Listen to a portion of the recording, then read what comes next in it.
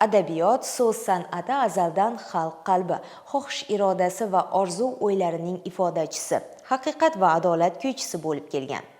Shuning uchun ham mamlakatimizda xalq ma'naviyatining g'oyat muhim va ajralmas qismi bo'lgan adabiyotni rivojlantirish, shoir va yozuvchilarimizning mashaqqatli mehnatlarini qadrlash, rag'batlantirish borasida sa'y-harakatlar amalga oshirilmoqda. Shunday insonlar qatorida taniqli shoir va adib, Do'stlik ordeni sohibi Farid Usmonni aytishimiz mumkin.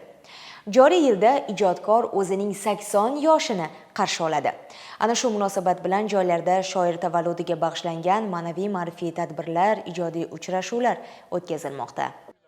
Farid Usmon qalam bilan qalbni zabt etgan ijodkor. Buloqboshi tumanidagi 29-umumta'lim maktabida o'tkazilgan ijodiy uchrashuv ana shu fikrning amaldagi ifodasi bo'ldi. Tadbirga shoirning yaqin do'stlari, ijodkorlar, mahalla ahli hamda maktab o'quvchilari keng jalb etildi. Bu esa adabiyotga bo'lgan qiziqishni ko'paytirish, yoshlarning ma'naviy merosga bo'lgan muhabbatini oshirishda muhim omil sifatida namoyon bo'ldi.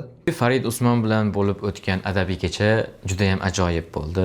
Farid Usmonning o'ziga to'xtaladigan bo'lsam, uning she'rlarini o'qish davomida men undagi qofiyalarning ketma-ketligi va so'zlarning qanday terib olinganligi menga o'zgacha bir zavq berdi.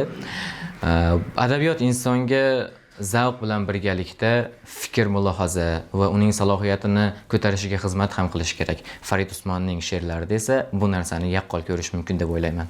Uchrashuv davomida so'z olganlar Farid Usmon ijodining o'ziga xos jihatlariga to'xtaldilar. Ta'kidlanganidek, shoir sharq she'riyatining nozik va murakkab janrlaridan biri. G'azalda inson qalbidagi eng nozik tuyg'ularni sodda va ta'sirchan tarzda ifoda eta olgan ijodkordir. Uning she'rlarida samimiylik, rostgo'ylik va xalqona ruh ustuvor. Ayniqsa shoir qalamiga mansub asarlarning qo'shiqqa aylanib, keng omma qalbidan joy olgani uning ijodiy ta'sir doirasini yanada kengaytirgan. Tadbir davomida yangragan shirinliging, shakkarliging, o'shal damlar, oqqush kabi qo'shiqlar va o'quvchilar tomonidan o'qilgan she'rlar zalda o'ziga xos ijodiy muhitni shakllantirdi. Men nazarimda uchrashuv ta'sirotlari yoshlarda ham, keksa otaxonlarda, mahallaning onaxonlarida juda yaxshi taassurot qoldirdi. Mana shu uchrashuvni tashkil qilgan, chiroyli tadbir o'tkazgan maktab jamoasiga bir ijodkor sifatida o'zimning minnatdorchiligimni izhor qilaman. Men xursand bo'ldim, rahmat dedim e'tiborlari uchun. Yurtimiz tinch bo'lsin.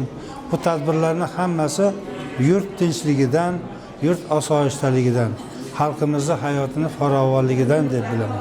Tadbir davomida ijodkorlar tomonidan maktab kutubxonasiga kitoblar jamlanmalari sovg'a qilindi. Shundan anglash mumkinki, bu kabi uchrashuvlar nafaqat bir ijodkor faoliyatini targ'ib qiladi, balki yoshlarda kitobxonlik madaniyatini shakllantirishga ham xizmat qiladi. Zero, zamonaviy axborot oqimi kuchaygan davrda adabiyot insonni fikrlashga, tahlil qilishga va hayotga kengroq nigoh bilan qarashga undaydigan muhim vosita bo'lib qolmoqda.